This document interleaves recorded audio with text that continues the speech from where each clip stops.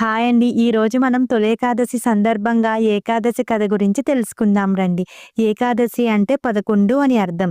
అయితే ఏకాదశి విశిష్టత గురించి పద్మపురాణంలో ఇలా చెప్పారు. త్రిమూర్తులలో శ్రీహరితో ముడిపడి ఉన్న ఈ ఏకాదశి మహత్యం గురించి అనేక కథలు కూడా పురాణాల్లో ఉన్నాయి. అష్ట కష్టాలతో ఉన్న మానవ జాతిని ఉద్ధరించడానికి సాక్షాత్తు ఆ శ్రీహరియే ఈ ఏకాదశిని ఏర్పాటు చేశారని, ఈ వ్రతాన్ని నియమనిష్టలతో ఆచరించిన వారు సమస్త వ్యాధుల నుండి విముక్తి పొందుతారని, మరణాంతరం వైకుంఠ ప్రాప్తి లభిస్తుందని పద్మపురాణం చెబుతుంది. తారాజంగుడు అనే రాక్షసుని కుమారుడు మొరాసురునితో యుద్ధంలో గెలవలేక అలసిపోయిన విష్ణువు తన సంకల్పం వలన తన శరీరం నుంచి ఒక కన్య జన్మిస్తుంది.